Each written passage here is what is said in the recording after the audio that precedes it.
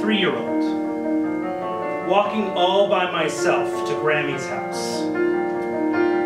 At 3, things just are, you know?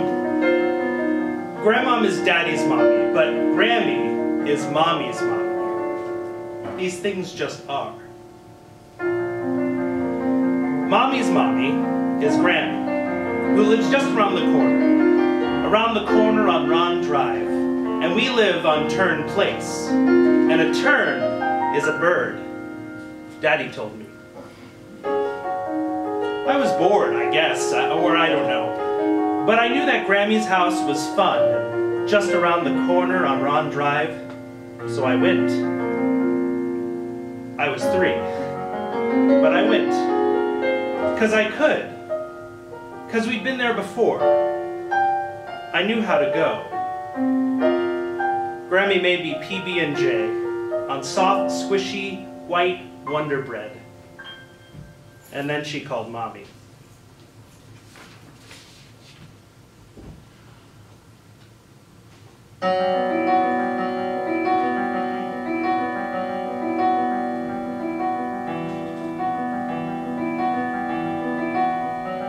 We were poor. We were poor because we didn't have money. We didn't have money because there wasn't a lot to go around. Mommy's daddy had some money, but he was out of the picture.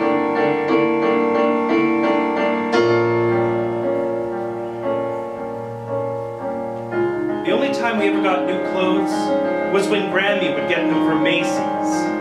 She worked at Macy's, and she could get a good discount, and she could save up, and we'd have boxes of clothes for our birthdays, and for Jesus' birthday, though he didn't seem to come around much. Mommy's daddy had nothing to do with us, because he was mean. And he beat Grammy, and he beat Uncle Mike, and he touched Aunt Jeannie and Mommy in a bad way. In a bad way.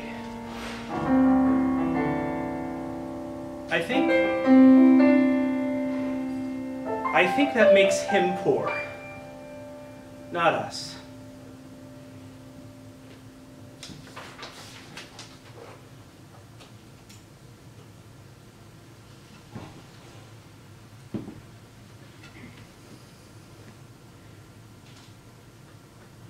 Don't yell.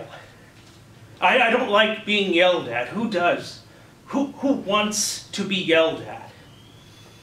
It's not like being hit, but it is. You know why? It hits your ears, inside. That's where it hits the most. I can pretend you didn't just slap me. I've done that thousands of times, 1,000 times, and I don't ever cry anymore. It never helped. Why bother? But being yelled at, it hurts my back, my spine. Never mind, I can't explain it. You know what? It's like an acid bath I can't get out of. I'm drowning. But now I know its power. I can yell too. Ah!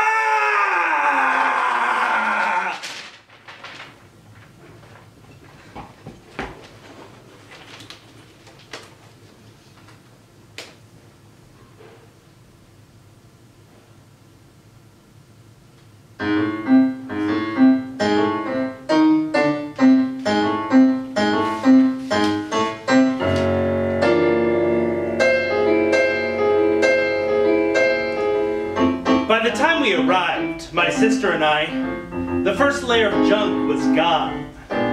Piled in black plastic bags on the lawn, it was both worse than I thought, and not as bad. The junk was new, still in packaging or with tags. They're not filthy hoarders, mostly.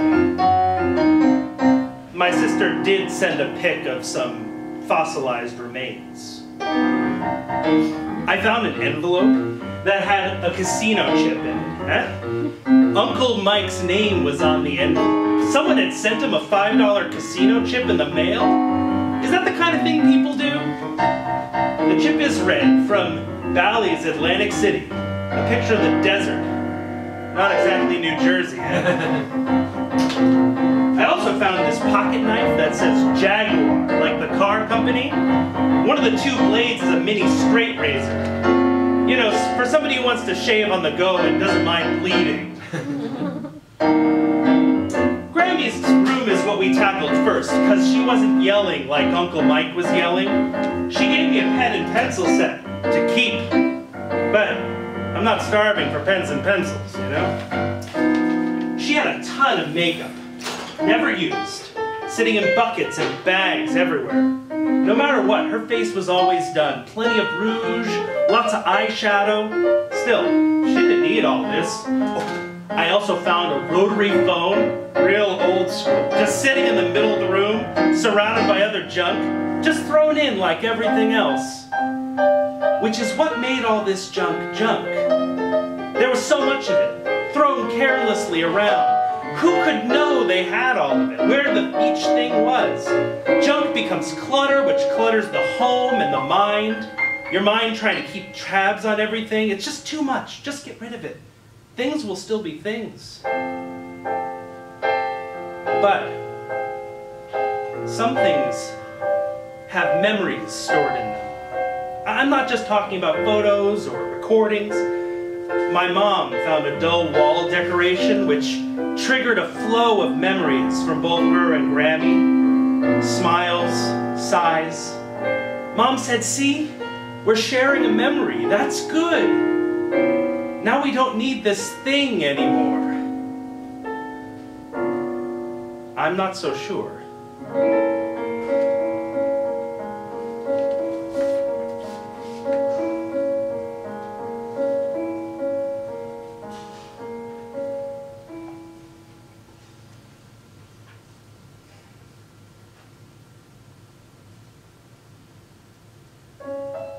Of course, now I look at my own possessions with scrutiny and fear. Where are the seeds of my hoard?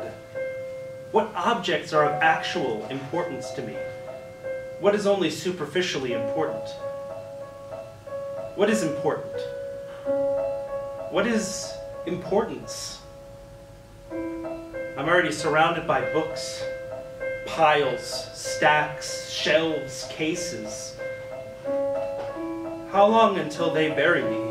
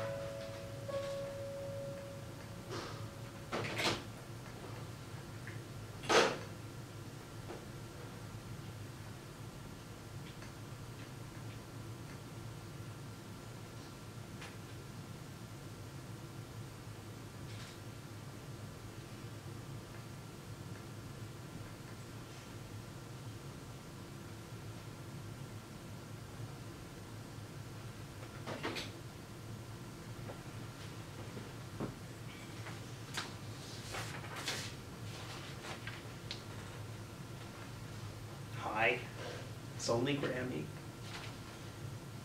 I don't really know how it got out of hand. I really couldn't tell you. Michael has his things he likes. And what am I going to do about it? It's hard enough getting him to behave at dinner, you know? He can't be on his own. He can't drive. You know, he shakes too much. I just wish he'd stop yelling all the time.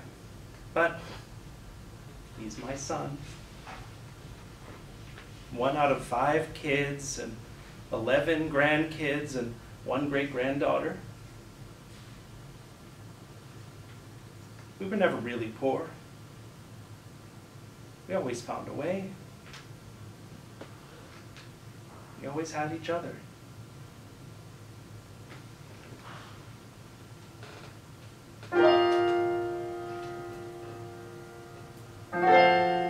Anybody want PB&J?